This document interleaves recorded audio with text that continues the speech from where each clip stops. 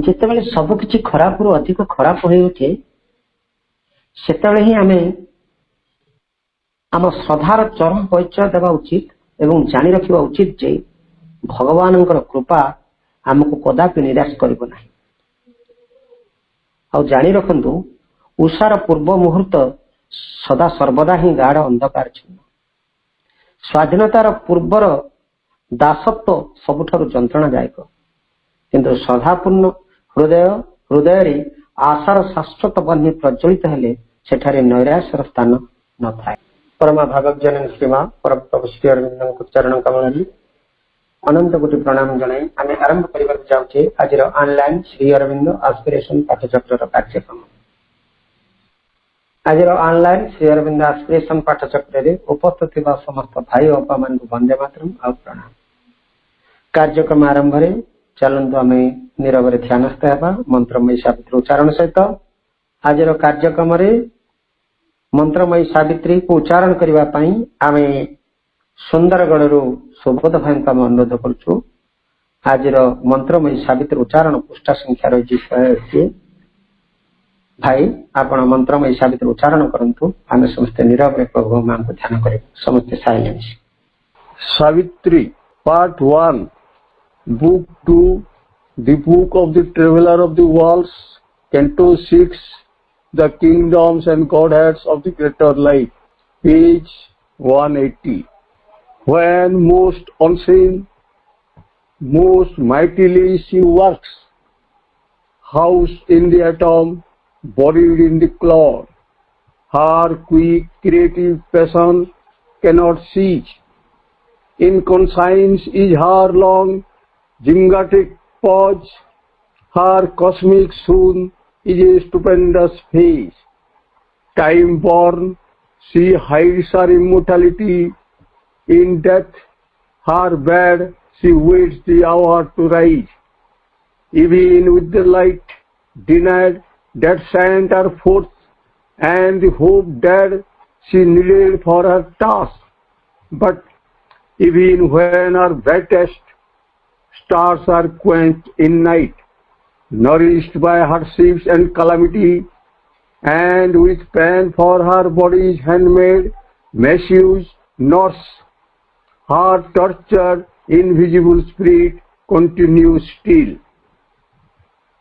to toil, though in darkness, to create, thou with thanks, she carries crucified God upon her breast, in chill, in sentient depths where joy is none, immured, oppressed by the resisting void, where nothing moves and nothing can become, still she remembers, still invokes the skill. The wonder worker gave her at her birth, imparts to drowsy formlessness a shape, reveals a world where nothing was before, in realms confined to a prone circle of death, to a dark eternity of ignorance. A quiver in an inert, inconscient mass, or imprisoned in immobilized wholes of force by matter's blind compulsion, deaf and mute, she refuges motionless in the dust to sleep.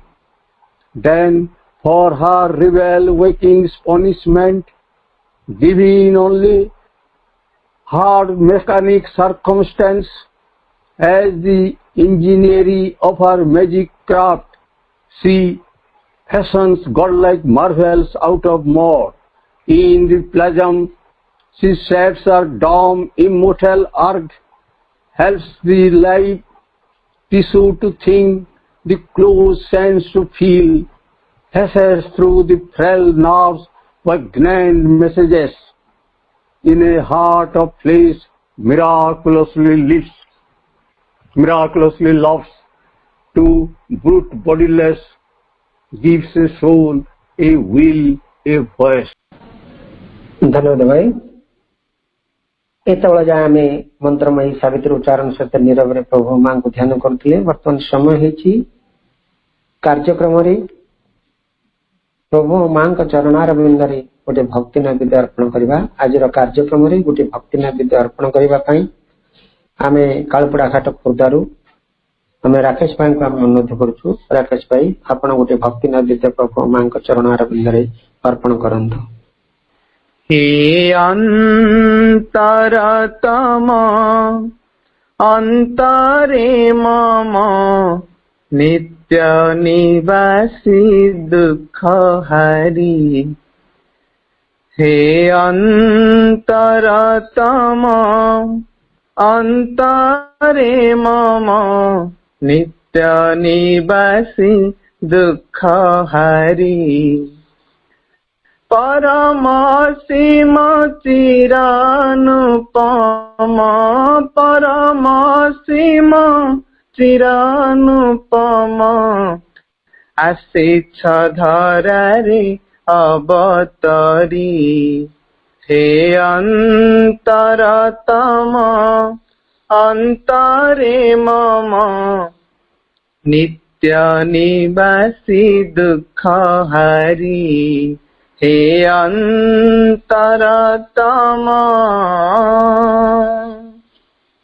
जीवन सागर बेला भूई परे आंकिछि से दुई पाद नीरवरे। जीवन सागर बेला भूई परे आंकिछि से दुई पाद नीरवरे।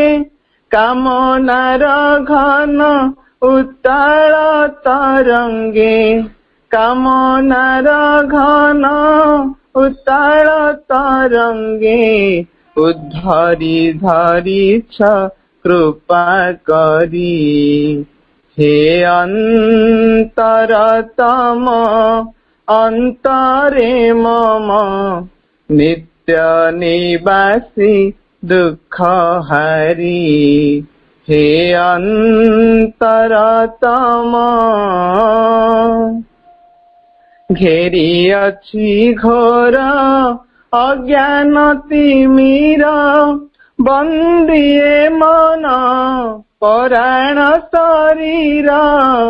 घेरी अछि घोर अज्ञान तिमिर बंदिए मन पराण शरीर।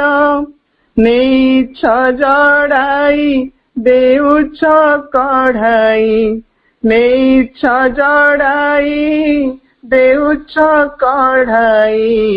क्लिष्टयने हाथ धरी। हे अंतरतम अंतरे मम नित्य निवासी दुख हरि। हे अंतरतम मोहि मोर जाहा पदे अर्पिछि तुमे अछ पासे लोड़ा नहीं किछि। मुहि मोर जाहा पदे अर्पिछि तुमे अछ पासे लोड़ा नहीं किछि। शून्य जीवन पूर्ण होइछि शून्य जीवन पूर्ण होइछि। तुम कर्मे जेणु अछ बरी। हे अंतरतम अंतरे मम नित्य निवासी दुख हरि। परम सीम चिरानुपम परम सीम चिरानुपम आशिष धरारे अवतरी। हे अंतरतम अंतरे मम नित्य निवासी दुख हरि। नित्य निवासी दुख हरि। नित्य निवासी दुख हरि। धन्यवाद भाई।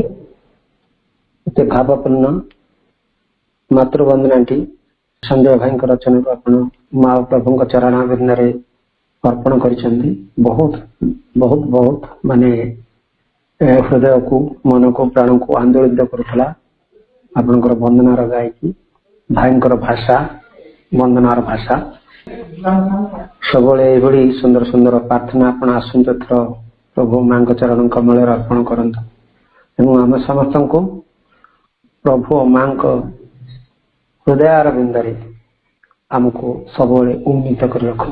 धन्यवाद भाई, धन्यवाद। बर्तमान समय है आम कार्यक्रम आलोचना करवा। आज मात्र रचना तृतीय खंड धारावाहिक भाव आलोचना कर चली प्रति बुधवार दिन कोटपाड़ कोरापुटर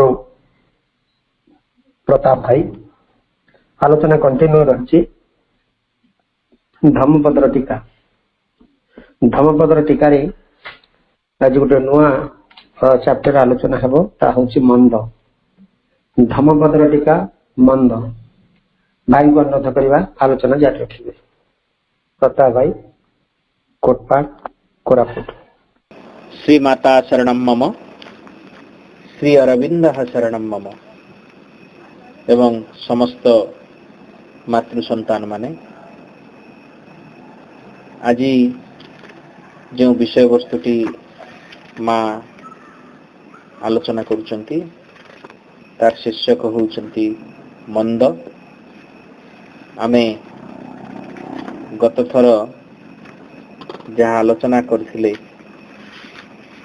ताहा थिला सहस्र। बुद्धदेवंकर वाक्य गोटे गोटे पढ़ी पढ़ी जिबा एवं जो जो जगार दरकार पड़े ताहले सेठी टिके व्याख्या करिबा एवं शेषरे माँ जो व्याख्या देउचंती ताकू मध्य पढ़िबा। तेणु बुद्धदेव कहउचंती जहा उत्तम तुमे त्वरान्वित होई ताहारी आड़कू चालो, जहा किछि मंद चिंता को पछरे पकाई बाहरी आस। कारण उत्साह न थाई जदि कोनसी भल कार्य करा जाए तेबे ताहा मंदरे ही आनंद लाभ करुथुबा तुम मनर परिचयटी को देई जाउथुबो। जने व्यक्ति जदि जने व्यक्ति मंद कार्यटीए करुछि तेबे तार आउ सेथिरे अधिक अग्रसर हेबा आदौ उचित नुहे। सेथिरे तार कौनसी आनंद प्रकाश करिबा भी उचित नुहे। कारण जदि मंद जमा होई रही लगी थाए तेबे ताहा केवल दुख द्वारा ही पूर्ण होई रहिथिबो। तेबे ताहा केवल दुख द्वारा ही पूर्ण होई रहिथिबो। प्रत्येक व्यक्ति मंद कार्य जेतेबेले करे तार इमिडिएट फल से पाए नहीं। सेमिति व्यक्ति जे भल कार्य करे से मध्य तार इमिडिएट फल पाए नहीं। किंतु से जो कर्म करी करी जाऊ थाए भल हो किंबा मंद हो से गोटे जगार से कर्मर फलटी जमा जमा हे जाऊ थाए एवं दिने आसे जो दिन की से तार फलटी पाए। जदि मंद कार्यटी करुथाए ताहले गोटे विराट दुख ताकू माड़ी बसे। जदि से उत्तम कार्य करुथाए ता पाखरे गोटे आनंदटीए गोटे दिन आसी पहुंचे। अनेक व्यक्ति माने असद उपाय रे टंका उपार्जन करी बेस आराम रे जीवन निर्वाह करथांती। अन्य माने देखिले लागे निश्चिंत रे से माने बहुत भोग विलास रे आराम रे जीवन यापन करुछंती। से माने निजे भी भाबुथांती कि एमिति ही जीवन चली जीवो। किंतु हठात किछि गोटे घटे तांको घरे विजिलेंस रेड हुए किंबा पुलिस द्वारा से धरा पड़ती ଏବଂ ସେ ଦୁଃଖ ପ୍ରକାଶ କରନ୍ତି। ଦୁଃଖଟି ତାଙ୍କୁ ମାଡ଼ି ବସେ ଏବଂ ସେ ସେତେବେଳେ ଉପଲବ୍ଧି କରନ୍ତି ସେ ଯେଉଁ ଅସତ୍ ଉପାୟରେ ଧନ ଉପାର୍ଜନ କରିଛନ୍ତି ତାହା ଫଳ ଫଳିବାକୁ ତାଙ୍କୁ ଏତେ ସମୟ। ଯଦି ଜଣେ ବ୍ୟକ୍ତି ଭଲ କାର୍ଯ୍ୟଟିଏ କରୁଛି ତେବେ ତାହାକୁ ଅବ୍ୟାହତ ଭାବରେ କରୁଥିବା ଉଚିତ ଏବଂ ସେଥିରେ ଆନନ୍ଦ ଅନୁଭବ କରିବା ଉଚିତ। ସେତେବେଳେ ଭଲର ବୃଦ୍ଧି ହେବାରେ ଲାଗିଥାଏ, ସେତେବେଳେ ତାହା କେବଳ ସୁଖ ହିଁ କାରଣ ହୋଇଥାଏ। ଆପଣାର ମନ୍ଦ କାର୍ଯ୍ୟଟି ସମ୍ପୂର୍ଣ୍ଣ ଭାବରେ ପରିପକ୍ୱ ନ ହୋଇଥିବା ଯାଏଁ ମନ୍ଦ କାର୍ଯ୍ୟ କରୁଥିବା ବ୍ୟକ୍ତି ହୁଏତ ସେଥିରୁ ବେଶ ସନ୍ତୋଷ ଅନୁଭବ କରୁଥାଏ, ମାତ୍ର ମନ୍ଦଟି ଯେତେବେଳେ ପରିପକ୍ୱ ହୋଇଯିବ ସେତେବେଳେ ତାହାକୁ ଦୁଃଖ ହିଁ ଭୋଗ କରିବାକୁ ପଡ଼ିବ। ଭଲ କାର୍ଯ୍ୟଟି ଯେତେବେଳେ ଯାଏଁ ପରିପକ୍ୱ ନ ହୋଇଥିବ ଭଲ କାର୍ଯ୍ୟ କରୁଥିବା ବ୍ୟକ୍ତି କିଞ୍ଚିତ ଦୁଃଖ ବି ଅନୁଭବ କରୁଥିବ, ମାତ୍ର ତାହା ଯେତେବେଳେ ପରିପକ୍ୱତା ଲାଭ କରିବ ସେତେବେଳେ ସେ ହିଁ ଉତ୍ତମ ବ୍ୟକ୍ତି ଅବଶ୍ୟ ସୁଖର ପରିଚୟ ପାଇବ। ଆମେ ସମସ୍ତେ ଜାଣିଥିବା କଥାରେ ଅଛି, ବିଜ୍ଞ ତରନ୍ତି ମୂର୍ଖ ତରନ୍ତି, ମଝି ମଝିଆ ବୁଡ଼ି ମରନ୍ତି। ଠିକ ସେମିତି ଯେଉଁମାନେ ବିଜ୍ଞମାନେ କେମିତି ଆଚରଣ କରାଯାଏ ସେମାନେ ଜାଣିଛନ୍ତି, ଜୀବନଟି କେମିତି ସଂଯମିତ ହବ ସେଇ ଉପାୟଟି ସେମାନେ ଜାଣିଛନ୍ତି, ତେଣୁ ସେମାନଙ୍କ ଜୀବନରେ ଦୁଃଖ ରହେ ନାହିଁ। ଏବଂ ଯେଉଁମାନେ ମୂଢ଼ କିଛି ବି ଜାଣିନାହାନ୍ତି ଜୀବନ ବିଷୟରେ ସେମାନେ ମଧ୍ୟ ଚିରାଚରିତ ଧାରାରେ ଜୀବନ ବଞ୍ଚିଥାନ୍ତି ଏବଂ ସେମାନେ ମଧ୍ୟ ଜୀବନରେ ସୁଖ ହିଁ ଅନୁଭବ କଲା ପରି ସେମାନଙ୍କର ଗୋଟେ ଭ୍ରମ ଧାରଣା ହୁଏ। କିନ୍ତୁ ଯେଉଁମାନେ ଅଳ୍ପ ଜାଣିଛନ୍ତି, ତାଙ୍କ ଜାଣିବା ପରିପକ୍ୱ ହୋଇନାହାନ୍ତି, ସେମାନଙ୍କ ଜୀବନ ସବୁବେଳେ ଦୁଃଖମୟ ହୋଇଥାଏ। ଯେମିତି ଜଣେ ଗରିବ ଲୋକଟିଏ ସେ ଭଗବାନଙ୍କୁ କହୁଛି, ହେ ଭଗବାନ, ତୁମର ଏ କି ନ୍ୟାୟ? ମୁଁ ଅତି ସରଳ ବ୍ୟକ୍ତିଟିଏ, ଜୀବନରେ କାହାକୁ ଠକି ନାହିଁ, ସରଳ ଭାବରେ ଜୀବନଯାପନ କରୁଛି, କିନ୍ତୁ ମୋ ଜୀବନରେ ଏତେ ଦୁଃଖ ଦେଇଛ। ମୋତେ ଓଳିଏ ଖାଇଲେ ଓଳିଏକୁ ନାହିଁ, ପିନ୍ଧିବାକୁ ଠିକରେ ବସ୍ତ୍ର ନାହିଁ, ରହିବାକୁ ଘର ବି ଭଲ କି କରିପାରୁନି। କିନ୍ତୁ ଗାଁର ଜମିଦାର ଯିଏକି ଲୋକଙ୍କୁ ଶୋଷଣ କରୁଛି, ଟଙ୍କା କରଜ କରି ପ୍ରବଳ ସୁଧ ଯୋଡୁଛି,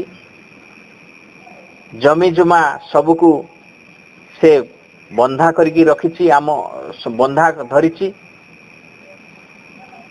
କିନ୍ତୁ ତା ଜୀବନରେ କେତେ ସୁଖ, କେତେ ତାର ଧନ ଦିନକୁ ଦିନ ବଢି ଯାଉଛି, କେତେ ବିରାଟ ବିରାଟ ଘର ସେ ବାନ୍ଧିଛି, କେତେ ଦାମୀ କାରରେ ଚଢୁଛି, କେତେ ବିଳାସ ଭେଷଣର ଗୋଟେ ଘରଟିଏ ତିଆରି କରିଛି। ଏବଂ ଭଗବାନ ତା ପାଖରେ ଆବିର୍ଭୂତ ହେଇଗଲେ, କହିଲେ ତୁ ବର୍ତ୍ତମାନ ଠିକ ଜିନିଷଟି ଦେଖିପାରୁନୁ, ତେଣୁ ଏଇ ପ୍ରକାର ତୁ କହୁଛୁ, ଚାଲେ ତତେ ପ୍ରକୃତରେ କଣ ଘଟୁଛି ତାହା ଦେଖେଇଦେବି। ଏହା କହି ଭଗବାନ କଣ କଲେ, ସେ ଗରିବ ଲୋକର ମୁଣ୍ଡରେ ହାତ ଦେଇଦେଲେ। ବର୍ତ୍ତମାନ ସେ ଲୋକଟି ଯାହା ଦେଖିପାରୁନଥିଲା ତାହା ଦେଖିଲା ଜମିଦାର ଯୋଉ ସୁଖରେ ଅଛି ବୋଲି ଭାବୁଥିଲା, ପ୍ରକୃତରେ ଜମିଦାରଟି ସୁଖରେ ନାହିଁ। ସେ ବାହାରକୁ ବହୁତ ଚକଚକ ଦିଶୁଛି, କିନ୍ତୁ ଭିତରେ ବହୁତ ଡରିକି ଅଛି। ତାର ଯୋଉ ଉପାର୍ଜିତ ଧନକୁ କାଳେ କିଏ ନେଇଯିବ, ତେଣୁ ସେ ସବୁବେଳେ ଭୟ କରୁଛି। ରାତିରେ ଟିକେ ଖଡଖାଡ ହେଲେ ତାର ନିଦ ହଉନାହିଁ।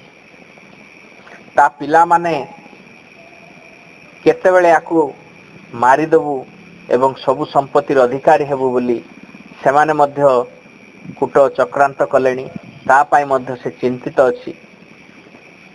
ଏବଂ ତାର ଝିଅ ଗୋଟେ ଗରିବ ପିଲାକୁ ବାହା ହେବା ପାଇଁ ସ୍ଥିର କରିଛି। ତେଣୁ ତାର ମାନ ମର୍ଯ୍ୟାଦା ଚାଲିଯିବ ବୋଲି ସେଥିରେ ସେ ଚିନ୍ତାରେ ପଡ଼ିଛି। ସେଥିଯୋଗୁଁ ମଧ୍ୟ ତାର ନିଦ ହେଉନାହିଁ। ତାପରେ ସେ ଗରିବ ଲୋକଟି ବୁଝିପାରିଲା, ତା ଅପେକ୍ଷା ତ ମୁଁ କେତେ ଆନନ୍ଦରେ ଅଛି। ତେଣୁ ସେ ନିଜର ଭୁଲ ବୁଝିପାରିଲା ଏବଂ ଭଗବାନଙ୍କୁ ପଚାରିଲା, ଭଗବାନ ଠିକ ଅଛି, ସେ ପାପ କରୁଛି, ଅନ୍ୟାୟ କରୁଛି, ତେଣୁ ସେ ଦୁଃଖରେ ଅଛି। ମୁଁ କଣ କରିଥିଲି ଯେ ମୁଁ ଦୁଃଖରେ ଅଛି, ମତେ ଦୁଃଖ ଆସୁଛି? ଭଗବାନଙ୍କର ଉତ୍ତର ଥିଲା, ତୁ ଗୋଟେ ମଧ୍ୟବର୍ତ୍ତୀ କାଳ ଅବସ୍ଥାରେ ଅଛୁ। ବର୍ତ୍ତମାନ ପ୍ରସ୍ତୁତିର ପର୍ବରେ ଅଛୁ, ତେଣୁ ତାହା କଷ୍ଟ ଦେବ। କିନ୍ତୁ ଯେତେବେଳେ ପରିପକ୍ୱ ହେଇଯିବ, ଗୋଟେ ବସ୍ତୁକୁ ଯେତେବେଳେ ଗୋଟେ ସୁନାକୁ ଯେତେବେଳେ ଗୋଟେ ଅଳଙ୍କାର ରୂପ ଦିଆଯିବ, ସେ ସମୟରେ ତାକୁ ଅଳଙ୍କାର କରିବାକୁ ହେଲେ ତାକୁ କଷ୍ଟ ସହିବାକୁ ପଡ଼ିବ। ତାକୁ ନିଆଁରେ ତତାଯିବ, ଚିମୁଟାରେ ଝିକାଯିବ, ହାତୁଡ଼ିରେ ବାଡ଼ାଯିବ। ସେ ସବୁକୁ ସହ୍ୟ କଲେ ସେ ଗୋଟେ ସୁନ୍ଦର ସୁନା ହାରରେ ପରିଣତ ହେବ। ତେଣୁ ଆମ୍ଭେମାନେ ଯେଉଁ ସରଳ ବ୍ୟକ୍ତି ବୋଲି ଭାବୁଛୁ ଏବଂ ଆମ ଜୀବନରେ ଯାହା ଦୁଃଖ ଅଛି ତାହା ପ୍ରସ୍ତୁତିର ଦୁଃଖ। ଏବଂ ଯେତେବେଳେ ଏହି ପ୍ରସ୍ତୁତିଟି ପରିପକ୍ୱ ହୋଇଯିବ, କାମ ସରିଯିବ, ସେତେବେଳେ ଆନନ୍ଦ ହିଁ ଆନନ୍ଦ ରହିବ। ପୁଣି ବୁଦ୍ଧଦେବ କହୁଛନ୍ତି, ତାହା ମୋତେ ସ୍ପର୍ଶ କରିବ ନାହିଁ କହି ତୁମେ ମନ୍ଦକୁ କଦାପି ହାଲୁକା ଭାବରେ ଗ୍ରହଣ କରିବ ନାହିଁ। ବିନ୍ଦୁ ବିନ୍ଦୁ ପାଣି ଦ୍ୱାରା ଗୋଟିଏ ମାଠିଆ ପୂର୍ଣ୍ଣ ହୋଇଯାଏ, ଠିକ ସେହିପରି ଜଣେ ନିର୍ବୋଧ ବ୍ୟକ୍ତି ଅଳ୍ପ ଅଳ୍ପ କରି ହିଁ ଆପଣାକୁ ଦୁଷ୍ଟତା ଦ୍ୱାରା ପୂର୍ଣ୍ଣ କରି ଆଣିବାରେ ଲାଗିଥାଏ। ତାହା ମୋତେ ସ୍ପର୍ଶ କରିବ ନାହିଁ ବୋଲି କହି ତୁମେ ଭଲକୁ ବି କଦାପି ହାଲୁକା ଭାବରେ ଗ୍ରହଣ କରିବ ନାହିଁ। ବିନ୍ଦୁ ବିନ୍ଦୁ ପାଣି ଦ୍ୱାରା ହିଁ ଗୋଟିଏ ମାଠିଆ ପୂର୍ଣ୍ଣ ହୋଇଥାଏ, ଠିକ ସେହିପରି ଜଣେ ମୁନି ଅଳ୍ପ ଅଳ୍ପ କରି ହିଁ ଆପଣାକୁ ଭଲ ଦ୍ୱାରା ପୂର୍ଣ୍ଣ କରିବାରେ ଲାଗିଥାଏ। ତେଣୁ ଆମେ ଯୋଉ ହାଲୁକା ଭାବରେ ନହୁ, ଏଇଟା ମୋତେ କିଛି କରିବ ନାହିଁ। ଏଇ ଯେମିତି ମା ତାର ବ୍ୟାଖ୍ୟାରେ କହୁଛନ୍ତି, ମନେକର କିଛି ଗୋଟିଏ ଭାବନାଟି କହିବା କିମ୍ବା କିଛି ଗୋଟେ ଆଚରଣରେ ଆଣିବା। ମୋ ଜୀବନରେ ଗୋଟେ ଜୀବନ୍ତ ଉଦାହରଣ ଅନୁଭବଟିଏ କରିଛି।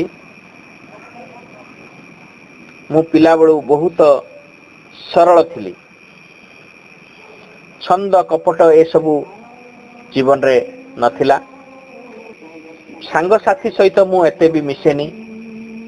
ନିର୍ଜନ ଭାବରେ ରହିବା ମୋତେ ବହୁତ ପସନ୍ଦ ଥିଲା। ତେଣୁ ଜୀବନରେ ସାଙ୍ଗସାଥି ମୁଁ କମ କରିଛି। କିନ୍ତୁ ଯେତେବେଳେ ମୁଁ ଶ୍ରୀ ଅରବିନ୍ଦଙ୍କ ବିଷୟରେ ଜାଣିଲି, ହାଇସ୍କୁଲରେ ପାଠ ପଢୁଥିବା ସମୟରେ, ତାପରେ କଲେଜ ସରିଲା, ଟ୍ରେନିଂ ସରିଲା, ତାପରେ ଯେତେବେଳେ ମୁଁ ଏଇ ପାଠଚକ୍ର ଭିତରେ ପଶିଲି, ଅତି ଅପୂର୍ବ ଆନନ୍ଦ ଲାଗୁଥିଲା। ପାଠଚକ୍ର ଗୁଡ଼ିକ ଗୋଟିଏ ଆଧ୍ୟାତ୍ମିକ ଟନିକ ପରି ମୋତେ ଲାଗୁଥିଲା। ଏବଂ ଦିନେ ପାଠଚକ୍ରର ଭାଇ ମୋତେ କହିଲେ, ଅମୁକ ଲୋକ ମୋ ପାଖରୁ ଟଙ୍କା ନେଇଛି, ମୁଁ ତାକୁ ମାଗି ପାରୁନାହିଁ। ଗୋଟେ କାମ କରିବୁ, ସେ ଥିବ, ତୁ ମୋତେ କହିବୁ, ଭାଇନା ମୁଁ ଯୋଉ ଟଙ୍କା ନେଇଛି ସେଇଟା ଟିକେ ଫେରେଇ ଦିଅ। ସେତେବେଳେ ମୁଁ କହିପାରିବି କି ମୋତେ ପ୍ରତାପ ଭାଇକୁ ଦେବାର ଅଛି, ତେଣୁ ମୋ ଟଙ୍କାଟା ତୁ ଫେରେଇ ଦେଲେ ମୁଁ ତାଙ୍କୁ ଦେଇ ଦେଇଥାନ୍ତି, ତାଙ୍କର ବି ମୁଁ ଉଦ୍ଧାର ଅଛି। ମୁଁ ଅତି ହାଲୁକା ଭାବରେ ଏଇ କଥାଟିକୁ ନେଇ ମୁଁ ଗୋଟିଏ ଛଳନାଟିଏ କଲି। କରିସାରିଲା ପରେ ଏଇଟା ଗୋଟେ କଣ ମାମୁଲି ଘଟଣା ଜୀବନରେ। କିନ୍ତୁ ପରେ ମୁଁ ଅନୁଭବ କଲି, ଯେତେବେଳେ କୌଣସି କଥା ଅନ୍ୟମାନେ ମୋତେ କହୁଥିଲେ, ସମସ୍ତଙ୍କ ଭିତରେ ମୋତେ ଖାଲି ଛଳନା ଦେଖାଯାଉଥିଲା। ମୁଁ ନିଜକୁ ନିଜେ ଚିନ୍ତା କଲି ମୋ ଭିତରେ ଏଇ ଛଳନା ବା ସନ୍ଦେହ କରିବା କାହିଁକି ଆସିଲା ଏବଂ ପରେ ଜାଣିଲି କି ମୁଁ ଗୋଟେ ଏମିତି ଆଚରଣ କରିଛି ଫଳରେ ମୋ ଚେତନାଟି ଦୂଷିତ ହେଇଯାଇଛି ଏବଂ ମୁଁ ପ୍ରତ୍ୟେକ ଲୋକକୁ ସନ୍ଦେହ କରିବାକୁ ଆରମ୍ଭ କରୁଛି। ସେ ସତ କହୁଛି ନା ମିଛ କହୁଛି ନା ମୋ ଆଗରେ ଛଳନା କରୁଛି ତାହା ହିଁ ଭାବିବାକୁ ଲାଗିଲି। ଏବଂ ଏଇ ଭାବନାଟି ବହୁତ ସଂକ୍ରାମକ ହୋଇଥାଏ। ଆମେ କୌଣସି ଭାବନାକୁ ନିଜର ବୋଲି କହିପାରିବା ନାହିଁ। ସେ ଭାବନା ଦ୍ୱାରା ଆମେ ସଂକ୍ରମିତ ହେଇଥାଉ। ଏବଂ ମୁଁ ଗୋଟିଏ ମଜା କଥା ଅନୁଭବ କରିଛି। ଯେତେବେଳେ କୋଉଠି ସକାଳ ସନ୍ଧ୍ୟାରେ ଦେହାଂଶ ମନ୍ଦିରରେ ଆମେ ଯେତେବେଳେ ଧ୍ୟାନ କରୁ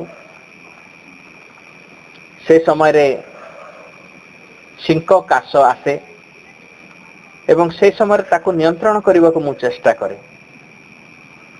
ଯେତେବେଳେ ଗଳାରେ କିଛି ଲାଗିଗଲା ପରି ଅନୁଭବ ହୁଏ କିମ୍ବା ଛିଙ୍କଟିଏ ଆସିଲା ପରି ଲାଗେ ସେତେବେଳକୁ ସେହି ସମୟରେ ଛିଙ୍କ ବା କାଶ ହେଲେ ନୀରବତା ଭଗ୍ନ ହେବ ବୋଲି ତାକୁ ଯେତେବେଳେ ମୁଁ କଣ୍ଟ୍ରୋଲ କରିବାକୁ ଆରମ୍ଭ କରେ କିଛି କ୍ଷଣ ପରେ ତାହା ଚାଲିଯାଏ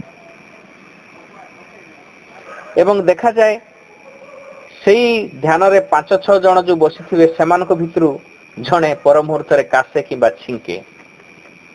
ମୁଁ ମନେ ମନେ ଭାବେ ଏ ଛିଙ୍କଟି ମୋ ପାଖକୁ ଆସିଥିଲା, ଏ କାଶଟି ମୋ ପାଖକୁ ଆସିଥିଲା, ମୁଁ ତାକୁ ଯେହେତୁ କାର୍ଯ୍ୟ କରିବାକୁ ଦେଲି ନାହିଁ ସେ ଆଉ ଜଣେ ପାଖରେ ଯାଇକି କ୍ରିୟା କରିଦେଲା। ଠିକ ସେମିତି ଭାବନା ମଧ୍ୟ ସେହିପରି କାମ କରେ। ଏଇ ଲୋକ ପାଖରୁ ସେଇ ଲୋକ, ସେଇ ଲୋକ ପାଖକୁ ଏଇ ଲୋକ ବୁଲୁଥାଏ। ସେ ଭାରି ସଂକ୍ରାମକ ଥାଏ ସେଇଟା। କିନ୍ତୁ ଆମେ ସେଇ ଭିତରେ ସେଇ ବିଜ୍ଞାନ ଉପରେ ଅନଭିଜ୍ଞ। ଆମେ ଭାବୁ ନିଜେ ଚିନ୍ତା କରୁଛୁ କିନ୍ତୁ ସେ ଚିନ୍ତାକୁ କିଏ କରଉଛି, ସେ ଚିନ୍ତାଟି ପରିବେଶ ଭିତରେ ଚାରିଆଡେ ବ୍ୟାପିକି ରହିଛି ସେଇ କଥା ଆମେ ଜାଣୁନା। ତେଣୁ ବୁଦ୍ଧଦେବଙ୍କର ମାର୍ଗ ଯିଏ ଅନୁସରଣ କରିବାକୁ ଯିବ ତାର ଭାବନା ଉପରେ ନିୟନ୍ତ୍ରଣ କରିବା ଜରୁରୀ ହୋଇପଡ଼ିବ ଏବଂ ସେ ବହୁତ ଆଗ୍ରହ ଦୀପକ ଆବିଷ୍କାର ମାନ କରିପାରିବ। ସେ ତାର ଭାବନା ଯାକୁ ଦୃଷ୍ଟିପାତ କରିବାକୁ ଚେଷ୍ଟା କରିବ ଯେମିତି ଭାବନା ଗୁଡ଼ିକ ଅବାଧରେ ଆମ ଭିତରେ ଯା ଆସ କରୁଛନ୍ତି। ଆମ ମନ ଭିତରେ ଭାବନା ଗୁଡ଼ିକ ଅବାଧରେ ଯା ଆସ କରୁଛନ୍ତି। ମନର କବାଟ ଝରକା କିଛି ନାହିଁ। ଯିଏ ଯୋଉ ପଟେ ଆସିଲା ପଶି ଯାଉଛି ବାହାରି ଯାଉଛି। ଏପରି ଗୋଟେ ବଜାର ବା ଗୋଟେ ମାର୍କେଟ ପ୍ଲେସ ହେଇଯାଇଛି ଏ ମନଟି। କିନ୍ତୁ ଯେତେବେଳେ ଜଣେ ତାକୁ ଦେଖିବ ସେ ପ୍ରକୃତରେ ଦେଖିପାରିବ ଭାବନା ଗୁଡ଼ିକ କିପରି ଆସୁଛନ୍ତି ଯାଉଛନ୍ତି ଏବଂ ସେଇ ଭାବନାର କିଛି କିଛି ଛାପ ଛାଡ଼ି ବି ଯାଉଛନ୍ତି। ଏଇ କଥାକୁ ଜଣେ ଦେଖିପାରିବ। ତେଣୁ ଏଠି ମା କହୁଛନ୍ତି ସେ ଭାବନା ଗୁଡ଼ିକର ସଂଯମ ଦରକାର। ସେ ବିଷୟରେ ଆମେ ଆଲୋଚନା କରିବା। ବୁଦ୍ଧଦେବଙ୍କର ଆଉ ଗୋଟିଏ ପଦଟିଏ ପଢ଼ିବା। ଯେଉଁ ବଣିକ ଅନେକ ମୂଲ୍ୟବାନ ସାମଗ୍ରୀ ନେଇ ଯାଉଥାଏ ଯାହା ସହିତ କେବଳ ଅଳ୍ପ କେତେ ଜଣ ସଙ୍ଗୀ ରହିଥାନ୍ତି ସେ ସର୍ବଦା ବିପଜ୍ଜନକ ରାସ୍ତା ଗୁଡ଼ିକୁ ଏଡ଼ି ଏଡ଼ି ବାଟ ଚାଲୁଥାଏ ଏବଂ ଯେଉଁ ବ୍ୟକ୍ତି ନିଜର ଜୀବନକୁ ଭଲ ପାଉଥାଏ ସେ ବିଷୟରେ ସର୍ବଦା ସାବଧାନ ହୋଇ ରହିଥାଏ। ମନ୍ଦ ବିଷୟରେ ମଧ୍ୟ ଆମର ଠିକ ଏହିପରି ହିଁ କାର୍ଯ୍ୟ କରିବା ଉଚିତ। ଯେଉଁ ହାତରେ କୌଣସି କ୍ଷତ ନାହିଁ ତାହା ସମ୍ପୂର୍ଣ୍ଣ ବିପଦ ଶୂନ୍ୟ ଭାବରେ ହାତରେ ବିଷକୁ ଧରିପାରେ। ତୁମେ ଠିକ ସେହିପରି ଭାବରେ ହିଁ କାର୍ଯ୍ୟ କରିବ କାରଣ ଧର୍ମପରାୟଣ ବ୍ୟକ୍ତିକୁ କୌଣସି ମନ୍ଦ କଦାପି ସ୍ପର୍ଶ କରିପାରିବ ନାହିଁ। ତ ଯିଏ ମୂଲ୍ୟବାନ ସାମଗ୍ରୀ ନେଇକି ଯାଉଥାଏ ସେ ସବୁବେଳେ ଗୋଟେ ସୁରକ୍ଷିତ ମାର୍ଗଟିକୁ ବାଛେ। ସେ ସୁରକ୍ଷିତ ମାର୍ଗଟି କ'ଣ? ସୁରକ୍ଷିତ ମାର୍ଗ ଦୁଇ ପ୍ରକାର ହେଇପାରେ। ମନ୍ଦକୁ ଜୀବନରେ ଆଚରଣ କରିବା ନାହିଁ ଏବଂ ସର୍ବଦା ଭଲ ହିଁ ଆଚରଣ କରିବା। ଏହି ମାର୍ଗରେ ଯଦି ଯିବା ତାହେଲେ ବିପଦ ଆସିବା କମ୍। ଅନେକ ବିପଦ ଆମେ ଡାକିକି ଆଣୁ। ଯେମିତି କଥାରେ କୁହାଯାଏ, ଦୁଷ୍ଟ ପିଲାମାନଙ୍କୁ କି ଯିବା ଶଗଡ଼ରେ ହାତ ଦେବା। ଠିକ୍ ସେମିତି ଆମ ଜୀବନରେ ମଧ୍ୟ ଦେଖିବା, ଆମେ ମଧ୍ୟ ସେମିତି ଗୋଟେ ଦୁଷ୍ଟ ପିଲା, ଡାକି ଡାକି ଆଣୁଛେ ବିପଦକୁ। କିଛି ରୋଗ ନଥିବ, ବର୍ତ୍ତମାନ କାଳର କରୋନା କିଛି ନଥିବ, କିନ୍ତୁ ଜ୍ୱର କିମ୍ବା କାଶ ହେଇଗଲେ କରୋନା ବିଷୟରେ ହିଁ ଆମେ ଚିନ୍ତା କରିବା, ଦିନ ରାତି ଚିନ୍ତା କରିବା, କେମିତି ନିବାରଣ କଲେ ହେବ, କୋଉ ଡକ୍ଟର କ'ଣ ମତ ଦେଉଛନ୍ତି, କ'ଣ କ'ଣ ଖାଇଲେ ଏହା ଭଲ ହେବ। ଦେଖାଯିବ 2-3 ଦିନ ଭିତରେ ଲକ୍ଷଣ ଯାକ ବଢ଼ିଯିବ ଏବଂ ଯାଇକି ଟେଷ୍ଟ କଲା ବେଳକୁ ପଜିଟିଭ ବାହାରିବ। କାହିଁକି ନା କରୋନାକୁ ଆମେ ଭାବି ଭାବି ତାକୁ ଇନଭାଇଟ୍ କରିଛୁ। ସେ ଥିବ ଆମେରିକାରେ, ଚଟକି ପଳେଇ ଆସିବ, ଭଲ ଇନଭିଟେସନ ଗୋଟେ ମିଳିଲା ମତେ ବୋଲି ସେ ପଳେଇ ଆସିବ। ଠିକ୍ ସେମିତି ଯେମିତି କହିଲେ, ବାଟ ସୁରକ୍ଷିତ କରିବାକୁ ହେଲେ ମନ୍ଦ ଭାବନାକୁ ପ୍ରତ୍ୟାଖ୍ୟାନ, ଭଲ ଭାବନାକୁ ସୁଯୋଗ ଦେବାକୁ ପଡ଼ିବ। ଏବଂ ଏଇଠି ବୁଦ୍ଧଦେବ କହୁଛନ୍ତି କି ଯାହାର ହାତରେ କିଛି କ୍ଷତ ନାହିଁ ସେ ବିପଦ ଶୂନ୍ୟ ଭାବରେ ବିଷକୁ ହାତରେ ଧରି ପାରିବ। ଆମେ ସମସ୍ତେ ଜାଣିଥିବା, ହାତରେ ଯଦି କ୍ଷତ ଥିବ, ସେ କ୍ଷତ ମାଧ୍ୟମରେ ବିଷଟି ଆମ ଦେହ ଭିତରକୁ ଚରିଯିବ। ଆମେ ଜାଣିଛେ ଆମ ଶରୀରକୁ ଏହି ଚର୍ମଟି ରକ୍ଷା କରୁଛି। ତେଣୁ ଏଇଠି ରୋଗ ଜୀବାଣୁ ଏଇ ବାଟ ଦେଇକି, ଚର୍ମ ଦେଇକି ପଶି ପାରିବେ ନାହିଁ। ଅବଶ୍ୟ କିଛି ବାଟ ଅଛି, ନାକ ପାଖର ଯୋଉ, ନାକ ଭିତର ଯୋଉ ଚର୍ମ ଆଚ୍ଛାଦନ ଅଛି, ପାଟି ଭିତର ଯୋଉ ଚର୍ମ ଆଚ୍ଛାଦନ ଅଛି, ସେ ମାଧ୍ୟମ ଦେଇକି ଆଖି ଭିତର ହଉ, ନାକ, କାନ ଏ ଭିତର ଦେଇକି ଜୀବାଣୁ ହଉ, ଭୂତାଣୁ ହଉ ପଶି ପାରିବେ, କିନ୍ତୁ ଚର୍ମ ଦେଇ ପଶି ପାରିବେ ନାହିଁ। କିନ୍ତୁ ଚର୍ମରେ ଯଦି କିଛି କ୍ଷତ ହେଇଯାଇଛି ତାହେଲେ ସେମାନେ ମଧ୍ୟ ସେ କ୍ଷତ ମାଧ୍ୟମରେ ପଶିପାରେ ଏବଂ ବିଷ ମଧ୍ୟ ସେ ମାଧ୍ୟମରେ ଆମ ଭିତରେ ପଶି ଯାଇପାରେ। ତେଣୁ ଯଦି ଯାହାର ହାତରେ କ୍ଷତ ହେଇନାହିଁ, ସେ ଆରାମରେ ବିଷକୁ ଧରିପାରେ, କିଛି ବି ତାକୁ ସ୍ପର୍ଶ କରିପାରିବ ନାହିଁ। ଠିକ୍ ସେମିତି ଜଣେ ଧର୍ମପରାୟଣ ବ୍ୟକ୍ତି, ସେ ତାକୁ ମନ୍ଦ ମଧ୍ୟ ସ୍ପର୍ଶ କରିପାରିବ ନାହିଁ। ଯଦି ତୁମେ ଶୁଦ୍ଧ, ନିର୍ଦ୍ଦୋଷ ଏବଂ ଅସହାୟ କୌଣସି ବ୍ୟକ୍ତିର ଅପମାନ କର, ତେବେ ସେହି ଅପମାନ ଓଲଟି ଆସି ପ୍ରକୃତରେ ତୁମରି ଉପରେ ହିଁ ପଡ଼ିବ। ତୁମେ ତୁମ ଆଡ଼କୁ ବହୁଥିବା ପବନକୁ ବାଲି ଫୋପାଡ଼ିଲେ ଯେପରି ହୁଏ, ଠିକ୍ ସେହିପରି। ପୁନର୍ଜନ୍ମ ଲାଭ କରି କେତେ ଲୋକ ଏହି ସଂସାରକୁ ଆସନ୍ତି ଏବଂ ଆହୁରି କେତେକ ନିରୟ ବା ନର୍କକୁ ଯାଆନ୍ତି। ନ୍ୟାୟପରାୟଣ ବ୍ୟକ୍ତିମାନେ ସ୍ୱର୍ଗ ଲୋକ ଗୁଡ଼ିକୁ ପ୍ରାପ୍ତ ହୁଅନ୍ତି, ମାତ୍ର ଯେଉଁମାନେ ନିଜକୁ ସକଳ ବାସନାରୁ ମୁକ୍ତ କରି ରଖିଥାନ୍ତି ସେମାନେ ପ୍ରକୃତରେ ନିର୍ବାଣ ଲାଭ କରନ୍ତି। ଆକାଶରେ ନୁହେଁ, ସମୁଦ୍ରର ଗଭୀରରେ ନୁହେଁ, ବା କୌଣସି ପର୍ବତ ଗୁମ୍ଫାରେ ନୁହେଁ, ଏହି ପୃଥିବୀ ଉପରେ ଏଭଳି କୌଣସି ସ୍ଥାନ ନାହିଁ ଯେଉଁଠାରେ କି କୌଣସି ବ୍ୟକ୍ତିକୁ ତାର ମନ୍ଦ କାର୍ଯ୍ୟ ଗୁଡ଼ିକ ଠାରୁ ଆଶ୍ରୟ ମିଳିପାରିବ। ଆକାଶ ନୁହେଁ, ସମୁଦ୍ରର ଗଭୀର ନୁହେଁ, ବା କୌଣସି ପର୍ବତ ଗୁମ୍ଫାରେ ନୁହେଁ, ଏହି ପୃଥିବୀ ଉପରେ ଏଭଳି କୌଣସି ସ୍ଥାନ ନାହିଁ ଯେଉଁଠାରେ କି କୌଣସି ବ୍ୟକ୍ତି ମରଣ ଠାରୁ ଲୁଚି ରହିଯାଇପାରିବ। ତେଣୁ ଏ ବିଷୟରେ ମା ମଧ୍ୟ ବ୍ୟାଖ୍ୟା ଦେଇଛନ୍ତି, ସେ ବ୍ୟାଖ୍ୟାକୁ ଆମେ ଆଲୋଚନା କରିବା। ମା କହୁଛନ୍ତି, ଯେତେବେଳେ ଜଣକୁ ଯଦି କିଛି କଥା ଭଲ ଲାଗିଲା କିମ୍ବା ଭଲ ନ ଲାଗିଲା, ସେତେବେଳେ ଆମ ଭିତରେ ଗୋଟେ ପ୍ରତିକ୍ରିୟା ଆସେ। ଯଦି ଭଲ ଲାଗିଲା ଆମେ ପ୍ରଶଂସାରେ ପୋତି ପକାଉ ତାକୁ, ଯଦି ଖରାପ ଲାଗିଲା ତାହେଲେ ତାକୁ ଗାଳି ଦେବାକୁ ଆରମ୍ଭ କରୁ ଏବଂ ଯେତେବେଳେ ଗାଳି ଦଉ ସେ ମଧ୍ୟ ଆମକୁ ସେମିତି ଗାଳି ଦିଏ। ଫଳରେ ଆମକୁ ହିଁ ଦୁଃଖ ଭୋଗ କରିବାକୁ ହୁଏ। ଜଣେ ବ୍ୟକ୍ତିକୁ ଯଦି ସେ ନିର୍ମାୟା ଲୋକ, ଯଦି ତୁମେ ତାକୁ ଗାଳି କରିବ ତାହେଲେ ଲେଉଟିକି ଆସିବ ସେଇ ଗାଳି। ତେଣୁ ଆମେ ନିଶ୍ଚୟ ନିଜର ଭୁଲ ଉପରେ ସଚେତ ହେବା। ପାଟିରୁ ଗୋଟେ କଥା ଉଚ୍ଚାରଣ କଲା ବେଳେ ତାକୁ 15 ଥର ପ୍ରସ୍ତୁତ ହେଇକି କହିବାକୁ ପଡିବ। ଗୋଟିଏ ପଦରୁ ମହାଭାରତ ହେଇପାରେ।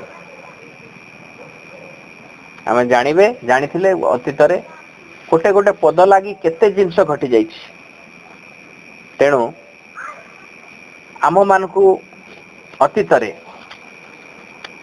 ଦଣ୍ଡର ଦହି ଦେଇକି ଠିକ ବାଟକୁ ଅଣା ଯାଉଥିଲା, କିନ୍ତୁ ବର୍ତ୍ତମାନ ସେଇଟା ଉଠି ଯାଇଛି। ବର୍ତ୍ତମାନ ଭିତରୁ ଆମକୁ ଜାଗ୍ରତ ହେବାକୁ ପଡିବ। ଭିତରୁ ଭଲ ଜିନିଷକୁ ଆଗ୍ରହର ସହିତ ଭଲ ପାଇକି ଭଲ ହେବାକୁ ପଡିବ। ପୁଣି ମା କହୁଛନ୍ତି, ଯେତେବେଳେ ଆମ ମନ ଭିତରେ ଅନେକ ଜିନିଷ ଯାଉଛି କିନ୍ତୁ ଆମେ ଦେଖିପାରୁନାହେଁ, ଏବଂ ଯେତେବେଳେ ଆମେ ଦେଖୁ ସେତେବେଳେ ଭାବୁ ବାସ୍ ଏଇ ଜିନିଷ ଯାକ ମୋ ପାଖରେ ଅଛି ବୋଲି ବିଚଳିତ ହେଇ ପଡୁ। କିନ୍ତୁ ସେ ଜିନିଷ ଆଗରୁ ମଧ୍ୟ ଥିଲା, କିନ୍ତୁ ଆଗରେ ଆମେ ସଚେତନ ନଥିଲୁ, ଏବେ ସଚେତନ ଅଛୁ। ଯେମିତି ଘର ଭିତରେ ଅସଂଖ୍ୟ ଧୂଳିକଣା ଭରି ରହିଛି ଏବଂ ଘରର ଗୋଟିଏ କୋଣରୁ ଯଦି କିଛି ସୂର୍ଯ୍ୟାଲୋକ ଆସୁଛି ତାହେଲେ ସେ ଧୂଳିକଣା ଯାକ ଦେଖାଯାଉଛି। ସେତେବେଳେ ଆମେ କହିପାରିବାନି ଏ ସୂର୍ଯ୍ୟାଲୋକ ଯୋଗୁଁ ଧୂଳିକଣା ଯାକ ଆସିଛନ୍ତି। ସେତେବେଳେ କହିବା ବରଂ ସୂର୍ଯ୍ୟାଲୋକ ଥିବାରୁ ଆମେ ଧୂଳିକଣାକୁ ଦେଖିପାରୁଛେ, ନହେଲେ ସେ ଧୂଳିକଣା ଗୁଡ଼ିକ ସେମିତି ଥାନ୍ତେ କିନ୍ତୁ ଆମେ ଜାଣିପାରୁ ନଥାନ୍ତେ। ତେଣୁ ନିଜ ମନ ଭିତରେ ଦୃଷ୍ଟିପାତ କରିବା, ସେ ଭିତରେ କେତେ ଭାବନା ଆସୁଛି କେତେ ଭାବନା ଯାଉଛି, ମନ୍ଦ ଭାବନା ପ୍ରତି ସବୁବେଳେ ସତର୍କ ରହିବା। ତା ପାଇଁ ଆମକୁ ନିଷ୍ଠା ଦରକାର। ଆମ ଭିତରେ ଆତ୍ମନିରୀକ୍ଷଣ କରିବା ଦରକାର, ଆତ୍ମସଂଯମ ମଧ୍ୟ ଦରକାର। ଏବଂ ସାଧାରଣ ଭାବରେ ଏସବୁ ଜିନିଷ ଦେଖିବାକୁ ମିଳେ ନାହିଁ। ତେଣୁ ଆମେ ଯେତେବେଳେ ଏଇ କାର୍ଯ୍ୟଟି କରୁ ସେତେବେଳେ ଅନୁଭବ କରୁ ଯେ ପ୍ରକୃତରେ ନିଷ୍ଠାପର ହେବା କେତେ କଠିନ କାର୍ଯ୍ୟ, କେତେ କଷ୍ଟ। ତେଣୁ ଆମ ଭିତରେ ଗୋଟେ ପ୍ରବୃତ୍ତି ଥାଏ ନିଜକୁ ବଢେଇକି କହିବା, ମୁଁ ଆ ଦ୍ୱାରା କେବେ ବି ସଂକ୍ରମିତ ହେବି ନାହିଁ, ବା ଏମିତି ବାସ୍ଫୁଟ ମାରୁଥାଉ ବିଭିନ୍ନ ମନ୍ଦ ଭାବନା ଦ୍ୱାରା। କିନ୍ତୁ ସେ ଆମ ଭିତରେ ପଶିକି ସେ ତାର କାମ ଆରମ୍ଭ କରିଦେଇଥାଏ, ସେଇ କଥା ଆମେ ଜାଣିପାରୁନା। ତେଣୁ ମା କହୁଛନ୍ତି ନିଜ ଗୃହକୁ ଆମକୁ କଣ କରିବାକୁ ପଡିବ? ସର୍ବଦା ସମ୍ପୂର୍ଣ୍ଣ ଭାବରେ ନିର୍ମଳ ରଖିବାକୁ ହବ। ଏବଂ এই ସତର୍କତା କ୍ଷଣକ ନାହିଁ ଦୀର୍ଘ ସମୟ ଲାଗି ଆମକୁ ସତର୍କ ରହିବାକୁ ପଡିବ। ପ୍ରତି ମୁହୂର୍ତ୍ତରେ ସତର୍କ ରହିବାକୁ ପଡିବ। ଆମ ଭିତରେ ଗୋଟେ ଭ୍ରମ ସୃଷ୍ଟି ହୁଏ, ଯେମିତିକି ମୁଁ ଲକ୍ଷ୍ୟ ସ୍ଥଳର ଅତି ପାଖରେ ପହଞ୍ଚି ଗଲିଣି, କିନ୍ତୁ ବାଟଟି ଅତି ଦୂର ଅଛି, ମତେ ବହୁତ ଚାଲିବାକୁ ହବ। ତାକୁ ଆଖି ଆଗ ରଖିବାକୁ ପଡିବ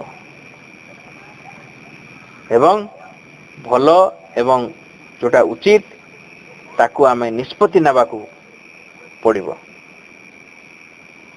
ତେଣୁ ଏଇଟା ହିଁ ଆମ ପାଇଁ ଗୋଟେ ମହତ୍ୱପୂର୍ଣ୍ଣ କଥା ହଉ, ଆତ୍ମସଂଯମର କଥା। ତେଣୁ ସବୁବେଳେ ଗୋଟେ ସଂକଳ୍ପ ନେବା ଏବଂ କାମରେ ଆଗେଇ ଯିବା। ସଂକଳ୍ପଟି ଯଦି ପୂରଣ ନ ହୁଏ ତାହେଲେ ତାହିଁରେ ହତୋତ୍ସାହିତ ହେବା ନାହିଁ, ଆଉ ଥରେ କରିବା ସଂକଳ୍ପଟିଏ ଏବଂ ଆଗକୁ ଯିବା। ନେକ୍ସଟ ଚାପ୍ଟରକୁ ଯିବା, ଯାହାର ନାମ ହେଉଛି ଦଣ୍ଡ। ଯୋଉଠି ବୁଦ୍ଧଦେବ କହୁଛନ୍ତି ଦଣ୍ଡର ହାବୁଡରେ ପଡିଲେ ସମସ୍ତେ ଥରିବାକୁ ଆରମ୍ଭ କରନ୍ତି, ମରଣକୁ ସମସ୍ତେ ଭୟ କରନ୍ତି। ତେଣୁ ଆମେ ଅନ୍ୟମାନଙ୍କୁ ଠିକ ଆମରି ପରି ଦେଖିବା ଓ କାହାକୁ ହେଲେ ଆଘାତ କରିବା ନାହିଁ। ଆଉ ଜଣେ ଆମକୁ ଆଘାତ କରୁ ସେଥିଲାଗି କୌଣସି ଅବସର ସୃଷ୍ଟି କରିବା ନାହିଁ। ଦଣ୍ଡର ହାବୁଡରେ ପଡିଲେ ସମସ୍ତେ ଥରିବାକୁ ଆରମ୍ଭ କରନ୍ତି, ଜୀବନକୁ ସମସ୍ତେ ଅତି ପ୍ରିୟ ମଣନ୍ତି। ତେଣୁ ଆମେ ଅନ୍ୟମାନଙ୍କୁ ଠିକ୍ ଆମରି ପରି ଦେଖିବା ଓ କାହାକୁ ହେଲେ ଆଘାତ କରିବା ନାହିଁ। ଆଉ ଜଣେ ଆମକୁ ଆଘାତ କରୁ ସେଥିଲାଗି ଆଦୌ କୌଣସି ଅବସର କଦାପି ସୃଷ୍ଟି କରିବା ନାହିଁ। ସୁଖ ଲାଗି ବ୍ୟଗ୍ର ହୋଇ ରହିଥିବା ପ୍ରାଣୀମାନଙ୍କୁ ଯିଏ ଆପଣାର ସୁଖ ଲାଗି ଆଘାତ କରିବାକୁ ଯାଏ, ସେ ଆପଣାର ମୃତ୍ୟୁ ପରେ ମଧ୍ୟ ସେହି ସୁଖକୁ କଦାପି ଲାଭ କରେ ନାହିଁ। ସୁଖ ଲାଗି ବ୍ୟଗ୍ର ହୋଇ ରହିଥିବା ପ୍ରାଣୀମାନଙ୍କୁ ଯିଏ ଆପଣାର ସୁଖ ଲାଗି କଦାପି ଆଘାତ କରିବାକୁ ଯାଏ ନାହିଁ, ସିଏ ତାର ମୃତ୍ୟୁ ପରେ ନିଶ୍ଚୟ ତାହା ଲାଭ କରିବ। ତୁମେ କାହାକୁ କଟୁ କଥା କହିବ ନାହିଁ, କାରଣ ସେଗୁଡ଼ିକ ଓଲଟି ଆସି ତୁମରି ଉପରେ ପଡ଼ିବେ। ରୋଷ ଦ୍ୱାରା ପ୍ରେରିତ ହୋଇ ଯେଉଁ ଶବ୍ଦ ଗୁଡ଼ିକର ପ୍ରୟୋଗ କରାଯାଏ, ତ ଦ୍ୱାରା କେବଳ ଦୁଃଖ ହିଁ ମିଳିଥାଏ, ଏବଂ ଯିଏ ସେହି ରୋଷ ପ୍ରେରିତ ଶବ୍ଦ ଗୁଡ଼ିକ ପ୍ରୟୋଗ କରେ, ସେଗୁଡ଼ିକ ଲେଉଟି ଆସି କେବଳ ତାହାରି ଉପରେ ପଡ଼ିଥାନ୍ତି। ତେଣୁ ଯେତେବେଳେ ରୋଷ କରୁଛେ ଆମେ ସଂଯତ ହେଇଯିବା। ଏହି ପରିପ୍ରେକ୍ଷୀରେ ଗୋଟିଏ ପୁରାଣରେ ବର୍ଣ୍ଣିତ ଗୋଟେ ଗପଟିଏ ମନେ ପଡୁଛି। ଶ୍ରୀରାମଚନ୍ଦ୍ର ଯେତେବେଳେ ଅଯୋଧ୍ୟାର ରାଜା ଥିଲେ, ସେ ଗୋଟିଏ ନୈଶ୍ୟ ଭୋଜିର ଆୟୋଜନ କରିଛନ୍ତି ଏବଂ ପ୍ରଜାମାନଙ୍କୁ ସେ ଖୁସିରେ ଖାଇବାକୁ ଦଉଛନ୍ତି। ହନୁମାନଙ୍କୁ ଗୋଟେ ଚାର୍ଜ ଦିଆହେଇଛି ଲୋକମାନଙ୍କୁ ଶୃଙ୍ଖଳିତ ଭାବରେ ବସେଇକି ତାଙ୍କୁ ଖାଇବାକୁ ଦେବା ପାଇଁ। କିନ୍ତୁ ଲୋକମାନେ ଯେହେତୁ ରାଜା ଭୋଜି ଦଉଛନ୍ତି, ଖାଇବା ଇଚ୍ଛୁକରେ ଟିକିଏ ଅନିୟନ୍ତ୍ରିତ ହେଉଛନ୍ତି, ହନୁମାନ ତାଙ୍କୁ କଟୁ କଥା କହୁଛନ୍ତି। ତାଙ୍କ ଭାଷାରେ ଟିକେ ଗମ୍ଭୀରତା ଅଛି, ଟିକେ କଟୁତା ଅଛି। ଶ୍ରୀରାମଚନ୍ଦ୍ର ହନୁମାନଙ୍କୁ ବହୁତ ଭଲ ପାଆନ୍ତି, ତେଣୁ ତାଙ୍କର ଏହି ଦୁର୍ଗୁଣକୁ ସୁଧାରିବାକୁ ଯାଇ ସେ ହନୁମାନଙ୍କୁ ଡାକୁଛନ୍ତି ଏବଂ କହୁଛନ୍ତି, ହନୁମାନ, ତୁମକୁ ଯୋଉ ଦାୟିତ୍ୱ ଦିଆ ହେଇଥିଲା ତାକୁ ସେଇଠି ରଖ। ଏହି ସମୟରେ ମୋର ଆଉ ଗୋଟେ କାମ ମନେ ପଡୁଛି, ସେ କାମ ତମ ଛଡା ଆଉ କିଏ କରିପାରିବ ନାହିଁ। ସେ କାମଟି ହେଉଛି, ଯେତେବେଳେ ଲଙ୍କାଗଡ଼ରେ ରାବଣଙ୍କ ସହିତ ଯୁଦ୍ଧ ଚାଲିଥିଲା, ମେଘନାଦର ଶକ୍ତି ଭେଦରେ ଲକ୍ଷ୍ମଣ ଜୀବନ ମୃତ୍ୟୁର ସଂଗ୍ରାମ କରୁଥିବା ସମୟରେ ତୁମେ ସଞ୍ଜୀବନୀ ଆଣିବାକୁ ଯୋଉ ଯାଇଥିଲ ଏବଂ ପୁରା ପାହାଡ ଟେକିକି ଆଣିଥିଲ, ପୁଣି ସେ ପାହାଡକୁ ନେଇ ସେ ଜାଗା ରଖିଦେଇଥିଲ। ଯାଇକି ଦେଖିକି ଆସିବ ସେ ପାହାଡ ଠିକ ଜାଗାରେ ରଖିଛ ନା ନାହିଁ। ହନୁମାନ ତୀବ୍ର ବେଗରେ ସେ ଜାଗାକୁ ପଳେଇଲେ। ଦେଖିଲେ ପାହାଡଟି ସଞ୍ଜୀବନୀ ଦ୍ୱାରା ଆଲୋକିତ ହେଇକି ଅଛି, ସେ ଭିତରୁ ତେଜ ବାହାରୁଛି, ଏବଂ ଯାଇକି ଦେଖିଲେ ସବୁ କିଛି ଠିକ ଠାକରେ ରଖା ହେଇଛି, ଯେମିତି ଥିଲା ସେମିତି। କିନ୍ତୁ ସେ ସଞ୍ଜୀବନୀ ଯୋଉ ପାହାଡ ଅଛି, ସେଇ ପାହାଡରେ ସଞ୍ଜୀବନୀଠୁ ଯୋଉ ଆଲୋକ ବାହାରୁଛି ତାଠୁ ମଧ୍ୟ ଅଧିକ ତେଜ ଆଉ ଗୋଟେ ଜାଗାରୁ ବାହାରୁଛି। ସେ ଦେଖିଲେ, ଦେଖିକି ସେ ଚିନ୍ତା କଲେ କି ମୁଁ ଯାଇକି କଣ ତାହା ଦେଖିବି, ଏବଂ ଯାଇ ଦେଖିଲେ ଜଣେ ତପସ୍ୱୀ ତପସ୍ୟା କରୁଛନ୍ତି, କିଛି ମନ୍ତ୍ର ଉଚ୍ଚାରଣ ହଉଛି ସେଇଠି। ସେ ମନେ ମନେ ଭାବିଲେ, ନିଶ୍ଚୟ ଜଣେ ତପସ୍ୱୀ ତପସ୍ୟା କରୁଛନ୍ତି ଏବଂ ତାଙ୍କ ଦେହରୁ ତେଜ ବାହାରୁଛି। ତେଣୁ ତାଙ୍କୁ ଦର୍ଶନ କରିବାକୁ ବାହାରିଲେ। କିନ୍ତୁ ଗୋଟେ ଅଦ୍ଭୁତ କଥାଟିଏ ଦେଖିଲେ ସେ, କି ଶରୀର ସାରା ତେଜ ବାହାରୁଛି ତପସ୍ୱୀଙ୍କର, କିନ୍ତୁ ତାଙ୍କ ମୁହଁଟି ଘୁଷୁରୀ ମୁହଁ ହେଇଛି। ତେଣୁ ତାଙ୍କର ଜିଜ୍ଞାସା ଆହୁରି ବଢିଗଲା, ପ୍ରକୃତରେ ଏହାର କାରଣ କଣ। ସେ ଋଷିଙ୍କୁ ଯାଇ କଥା କହୁଛନ୍ତି, ପଚାରୁଛନ୍ତି, ଋଷି ଆପଣଙ୍କର ଅବସ୍ଥା କଣ? ଋଷି ଉତ୍ତର ଦଉଛନ୍ତି, ମୁଁ ଅତି ଉଚ୍ଚ କୋଟିର ସାଧୁଟିଏ, ବହୁତ ସିଦ୍ଧି ପାଇଛି, କିନ୍ତୁ ମୋ ପାଟିରୁ ସବୁବେଳେ କଟୁ ବଚନ ବାହାରେ, ତେଣୁ ମୋ ମୁହଁଟି ଘୁଷୁରୀ ପରି ହେଇଯାଇଛି। ସଙ୍ଗେ ସଙ୍ଗେ ହନୁମାନ ବୁଝିପାରିଲେ ଭଗବାନ ଶ୍ରୀରାମ ତାଙ୍କୁ କାହିଁକି ଏଇ ଜାଗାରେ ପଠେଇଛନ୍ତି। ଏବଂ ସେ ମନରେ ମନରେ ସଂକଳ୍ପଟିଏ ନେଲେ କି କାହାକୁ ମଧ୍ୟ ସେ କଟୁ କଥା କହିବେ ନାହିଁ। ତେଣୁ ଆମେ ଏଇ ପଦଟିରୁ ଆମେ ଜାଣିଲେ କି କଟୁ କଥା କେବେ ମଧ୍ୟ କାହାକୁ କହିବା ନାହିଁ।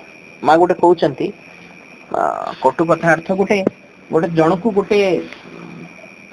ତମକୁ ଗୋଟେ ଡିପାର୍ଟମେଣ୍ଟ ଗୋଟେ ବିଭାଗର ଚାର୍ଜ ଦିଆହେଇଛି, କିନ୍ତୁ ଗୋଟେ ବ୍ୟକ୍ତି ସେଇ କାମଟିକୁ ଠିକ ରୂପରେ ତୁଲଉ ନାହାନ୍ତି, ତୁମେ ତାହେଲେ କେମିତି କହିବେ? ମା କହୁଛନ୍ତି ଗୋଟେ ତାଗିଦ କଥା ମଧ୍ୟ ଅତି ସଫ୍ଟ ଭାବରେ କୁହାଯାଇ ପାରିବ। ସେଇ କଳାଟିକୁ ଆମକୁ ଶିଖିବାକୁ ପଡିବ। ସେଇ କଳାଟି କେତେବେଳେ ଆସିବ? ଯେତେବେଳେ ତୁମ ମନଟି ଶାନ୍ତ ଭାବରେ ପ୍ରକୃତ କଥାକୁ ବୁଝିପାରିବ। ଜଣେ ଯେତେବେଳେ ଶାନ୍ତ ରହିପାରିବ, ସେତେବେଳେ ଯାଇ ତା ତୁଣ୍ଡରୁ ଠିକ କଥାଟିଏ ବାହାରିବ ବା କଟୁ କଥାଟି ବାହାରିବ ନାହିଁ। ପୁଣି ବୁଦ୍ଧଦେବ କହୁଛନ୍ତି ଗୋଟିଏ ଭଙ୍ଗା ଘଣ୍ଟା ପରି ଯଦି ତୁମେ ନୀରବ ହୋଇ ରହିପାରିବ, ତେବେ ତୁମର ନିର୍ବାଣ ପ୍ରାପ୍ତି ହୋଇଗଲାଣି ବୋଲି କହିବାକୁ ହବ। କାରଣ ସେତେବେଳେ ତୁମ ଭିତରେ ଆଦୌ କୌଣସି ହିଂସା ରହିନଥିବ। ଗାଈଆଳ ଯେପରି ଆପଣାର ଗୋଠକୁ ପାଞ୍ଚଣ ଧରି ପଡ଼ିଆକୁ ଅଡ଼ାଇ ନିଏ, ଠିକ ସେହିପରି ବାର୍ଦ୍ଧକ୍ୟ ଏବଂ ମୃତ୍ୟୁ ଜୀବନକୁ ଜୀବନ୍ତ ସତ୍ତା ମଧ୍ୟରୁ ବାହାରକୁ ଅଡ଼ାଇ ନେଇଯାଏ। ନିର୍ବୋଧ ବ୍ୟକ୍ତି ନ ଜାଣି ଭୁଲ କାର୍ଯ୍ୟ କରିବାରେ ଲାଗିଥାଏ। ନିଆଁ ଯେପରି ସବୁ କିଛିକୁ ଆପଣାର ଗ୍ରାସରେ ପକାଇ ଦିଏ, ସିଏ ମଧ୍ୟ ସେହିପରି ଆପଣାର କାର୍ଯ୍ୟ ଦ୍ୱାରା ହିଁ ଉତ୍ପୀଡ଼ିତ ହେଉଥାଏ, ତାହାରି ଗ୍ରାସରେ ହିଁ ପଡ଼ିଯାଏ।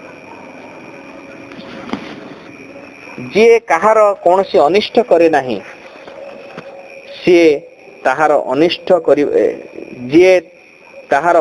କରିବାକୁ ଯାଏ, ଯିଏ କାହାର କୌଣସି ଅପମାନ କରେ ନାହିଁ, ଯିଏ ତାହାର ଅପମାନ କରିବାକୁ ଯାଏ, ସିଏ ନିମ୍ନଲିଖିତ 10 ଗୋଟି ଦଶାରୁ ଅଚିରେ ନିଶ୍ଚୟ କୌଣସି ଗୋଟିକୁ ହେଲେ ଭୋଗ କରିବ।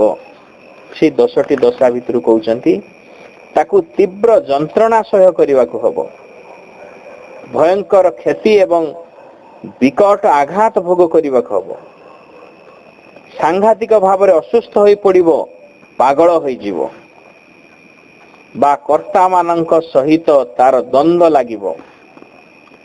ସେ ତୀବ୍ର ଅପବାଦ ବା କୁଚ୍ଛାର ଶରବ୍ୟ ହବ, ତାକୁ ଆପଣାର ପ୍ରିୟଜନ ମାନଙ୍କୁ ହରାଇବାକୁ ପଡ଼ିବ ବା ଆପଣାର ସମ୍ପତ୍ତି ମଧ୍ୟ ହରାଇବାକୁ ପଡ଼ିବ, ଅଥବା ତାର ବାସସ୍ଥାନଟି ଅଗ୍ନି ଦ୍ୱାରା ଭସ୍ମୀଭୂତ ହୋଇଯିବ ଏବଂ ତା ଶରୀରର ବିଲୟ ଘଟିବା ସମୟରେ ତାକୁ ନରକରେ ଯାଇ ପୁନର୍ଜନ୍ମ ନେବାକୁ ପଡ଼ିବ।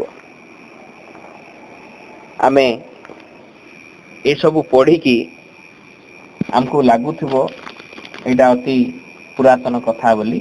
ଅତି ମା ଆ ଉପରେ ସୁନ୍ଦର ବ୍ୟାଖ୍ୟା ଦେଇଛନ୍ତି, ତାକୁ ପରେ ଆମେ ଆଲୋଚନା କରିବା। ପ୍ରଥମେ ସବୁ ପଦଯାକୁ ଆଗରେ ସରେଇ ଦେବା। ଉଲଗ୍ନ ହେଲେ ହେବ ନାହିଁ, ଜଟା ବୋହିଲେ ହେବ ନାହିଁ, ଦେହରେ ମାଟି ବଳି ମଇଳା ହୋଇ ରହିଲେ ବି ହେବ ନାହିଁ, ଉପବାସ ଦ୍ୱାରା ହେବ ନାହିଁ, ଭୂଇଁ ଉପରେ ଶୋଇଲେ କିମ୍ବା ଶରୀର ଯାକ ଭସ୍ମ ଲେପନ କଲେ ହେବ ନାହିଁ, ବୈରାଗୀ ହୋଇ ଆସନ ବ୍ୟାୟାମ କଲେ ବି ହେବ ନାହିଁ। ଯେଉଁ ବ୍ୟକ୍ତି ଆପଣା ଭିତରୁ ଯାବତୀୟ ସଂଶୟର ଛେଦ କରି ନ ପାରିଛି, ଏହି କୌଣସି ବାଟରେ ମଧ୍ୟ ସେ କଦାପି ଶୁଦ୍ଧ ହୋଇପାରିବ ନାହିଁ। ଯେ ଯେତେ ଆଡମ୍ବର ସହକାରେ ଯାହା ପିନ୍ଧିଥାଉ ପଛକେ, ଯଦି ଜଣେ ବ୍ୟକ୍ତି ମାନସିକ ଶାନ୍ତିର ଅନୁସରଣ କରୁଥାଏ, ଯଦି ସେ ସ୍ଥିର ଅନାସକ୍ତ ଶୁଦ୍ଧ ହୋଇଥାଏ, ଯଦି ସେ ନିଜେ ନିଜର ନିୟନ୍ତ୍ରଣକାରୀ ହୋଇପାରିଥାଏ, ଯଦି ସେ କେବେ ହେଲେ କୌଣସି ପ୍ରାଣୀର କୌଣସି ଅନିଷ୍ଟ କରୁନଥାଏ, ତେବେ ତାକୁ ନିଶ୍ଚୟ ଜଣେ ବ୍ରାହ୍ମଣ ବୋଲି କୁହାଯିବ। ସେଇ ହେଉଛି ଜ୍ୟୋତି, ସେଇ ହେଉଛି ଭିକ୍ଷୁ। ସମ୍ପୂର୍ଣ୍ଣ ଭାବରେ ମଣ ହୋଇଥିବା ଘୋଡ଼ାକୁ ଯେପରି ମୋଟେ ଚାବୁକ ମାରିବାକୁ ପଡ଼େ ନାହିଁ, ଠିକ୍ ସେହିପରି ଏହି ପୃଥିବୀରେ ଏପରି କେହି ଜଣେ ବ୍ୟକ୍ତି ଅଛି କି ଯେ କି ସବୁ ଅପବାଦରୁ ସେ ପାଖକୁ ଚାଲି ଯାଇଛି, ଯେ କୌଣସି आदौ कौन प्रकार निंद्य होई रही नहीं। शक्तिमान अश्व परी तुम्हें आपणार लक्ष्यटी को हासिल करने लगी सदा सत्वर एवं उत्साहित हो रहिब। विश्वास पुण्य द्वारा शक्ति ध्यानवृत्ति सत्यानुसंधान ज्ञान तथा आचरण रे परिपूर्णता एवं अटल निर्भर द्वारा तुम्हें निजर भितरे सकल कष्ट भोग को विनष्ट कर दियो। जो माने जल लगी बाट तैयारी कर दियंती से माने जल को जो आड़े इच्छा सियाड़े नहीं जानती। जो माने बाण तैयारी करती से माने बाण को सीधा करी तैयारी करती। बढ़े माने काठ को एक निर्दिष्ट आकार नहीं गढ़ती। मुनि आपना को आपणार नियंत्रण भितरे आपणार नियंत्रण भितरे रखिबा को चेष्टा करूथाय। माँ ये कहउचंती ए जो विभिन्न कथा कहिले यदि तमे अनिष्ट करूच ताहले 12 प्रकार 10 प्रकार दशा भोगिबो। ताको पढ़िला परे निश्चय आमे एटा गोटे पुरातन कथा बोली लागिबो, गोटे आमोददायक कथा बोली लागिबो। माँ मध्य से कथा कहउचंती हमको से प्रकार अनुभव हबो। किंतु बुद्धदेव ए सब कथा काहे कहिचंती ना माँ कहउचंती बुद्धदेव से समय रे लोक मानकर मनर स्थिति एवं से समय रे से अति सरल गाँ गहली लोक मान को बुझेवा को जाउछंती एवं से समय रे तांकर से ग्राम्य भाषा से ग्राम्यर चाली चलनी को से कौन करचंती ना ताकू उदाहरण नहीं कि से बुझेवा को चेष्टा करचंती। तेणु से सब वाक्य जाक व्यवहार करचंती। जेमती माँ कहउचंती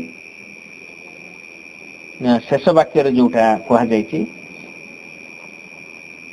जने कारीगर जहाँ करने को इच्छा करुछि से अनुसार ही आपणार वस्तुटी को एक निर्दिष्ट आकार दे तैयारी करिथाय एवं शेष रे जो प्रभावशाली उपसंहारटी दिया जायछि मुनि आपना को आपणार नियंत्रण रखिबा को चेष्टा करुथाय। एथिरु प्रकृत रे एपरि एक धारणा होई जाय जे सेई जुगटीर तुलन रे मनुष्यर मानसिक स्तर वर्तमान अनेक बाट अग्रसर होई आछि। आमे अनुभव करू वर्तमान एई प्रकार कथा कहले हमको हस लागिबो किंतु एबे भावना अति जटिल होईछि। मनस्तत्वगत विश्लेषण अधिक गभीर होईछि। एते दूर ए सब होईछि जे ए सब जुक्ति प्राय अत्यंत पिल्लालिया युक्त बोली मने होउछि। मात्र जेतेबेले आमे सेगुडी को जीवन रे आचरण रे आनिकी लगाइबा सेतेबेले देखिबा एटा करिबा मध्य केते कष्टकर। तो मनस्थिति वर्तमान मनटी अति जटिल जिनस को बुझिबा को चेष्टा करूछि सिना मन अति तळकु खसी जाइछि। से समय रे गोटे नैतिकता थिला जा सजरे मनटी किछि मात्रा रे संयमित होई पारुथिला किंतु वर्तमान से नैतिकताटी चली जाइछि। से नैतिकता बदल रे गोटे आउ गोटे भित्तिभूमिटी आसिबो सेटा होउची आध्यात्मिकता। नैतिकतार जीवन बंचिकी जीवन को श्रृंखलित करुला मनीष वर्तमान आध्यात्मिकता द्वारा प्रेरित ही जीवन को श्रृंखलित करिवो।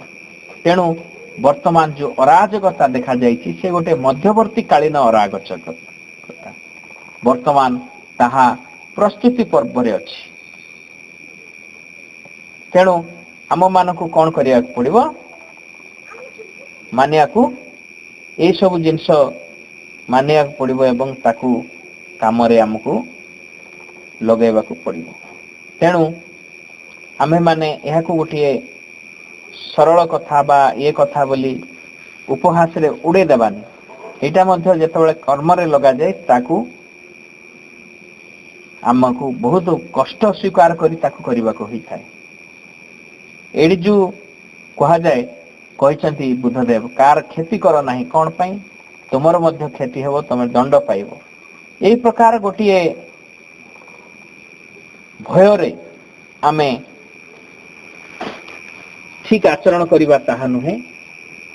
ठीक आचरण को आमे भलो पाइकी आमे करि परिबा किंतु जेहेतु सेतबेलर मनस्तत्व को नेकी से कहचंती तेणु से ए प्रकार स्थिति रे लोक माने थिले। तेणु से ए प्रकार शब्दटी अति ସରଳ ଭାବରେ ବ୍ୟବହାର କରାହେଇଛି, କିନ୍ତୁ ଆମ୍ଭେମାନେ ତାକୁ ସେହିପରି ଭାବରେ ବୁଝିବା ନାହିଁ।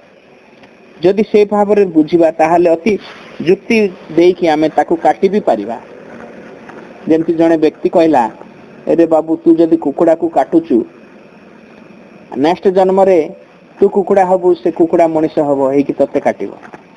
ସେ ଲୋକଟି ସାଙ୍ଗେ ସାଙ୍ଗେ ଉତ୍ତରଟି ଦେଲା, ତୁ ଜାଣିନୁ ଗତ ଜନ୍ମରେ ମୁଁ କୁକୁଡ଼ା ହେଇକି ଥିଲି, ସେ ମତେ କାଟିଥିଲା, ତେଣୁ ଏ ଜନ୍ମରେ ମୁଁ ସୁଝୁଛି। ଏଇ ଜନ୍ମରେ ଯଦି ମୁଁ କାଟିବି ନାହିଁ ତାହେଲେ ସେଇଟା ତା ପାଇଁ ପାଖରେ ବକିଆ ରହିଯିବ।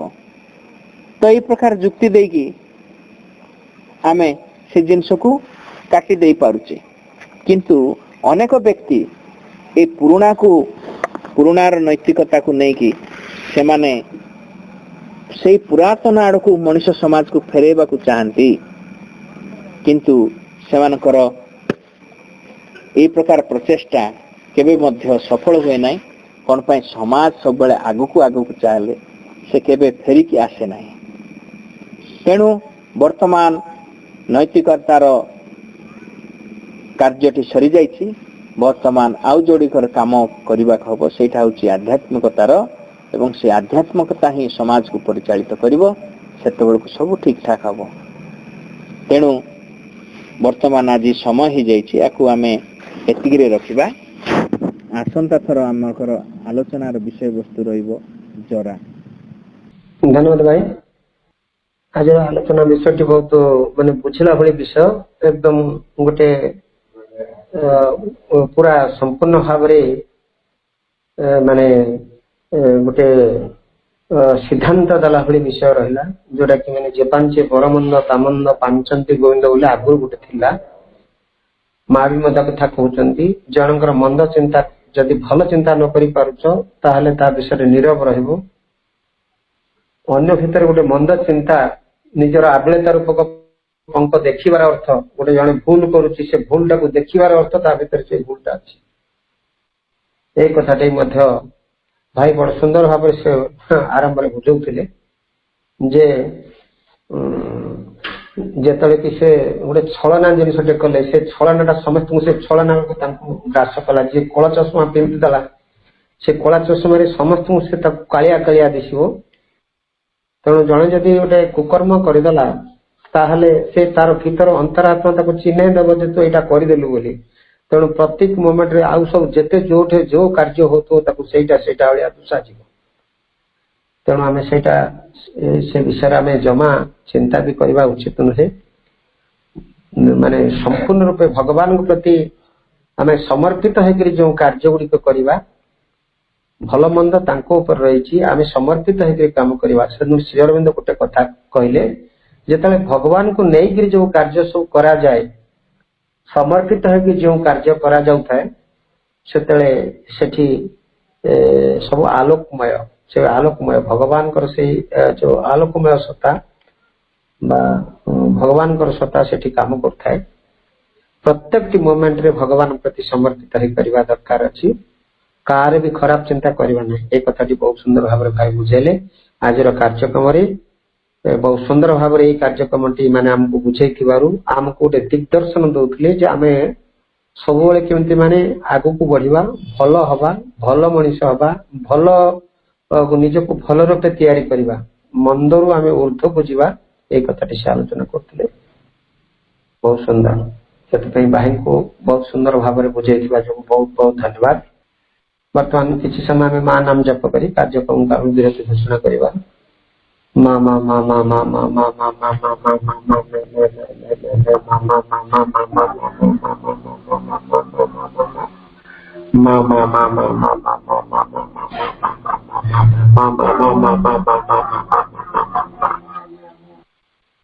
କାର୍ଯ୍ୟକ୍ରମରେ ଉପସ୍ଥିତ ଥିବା ସମସ୍ତ ଭାଇ ବାପା ମାନଙ୍କୁ ପୁଣି ଥରେ ବନ୍ଦେ ମାତରମ୍ ତଥା ପ୍ରଣାମ ଜଣାଇ ଭାଇଙ୍କୁ ବହୁତ ବହୁତ ଧନ୍ୟବାଦ ଜ୍ଞାପନ କରି ପ୍ରଭୁ ମାଙ୍କ ଚରଣ କମଳରେ ପୁଣି ଅନନ୍ତ କୋଟି ପ୍ରଣାମ ଜଣାଇ କାର୍ଯ୍ୟକ୍ରମକୁ ଏଠି ଆମେ ବିରତି ଘୋଷଣା କଲେ। କାର୍ଯ୍ୟକ୍ରମ ଉଭ ସମସ୍ତଙ୍କୁ ଅରଭ।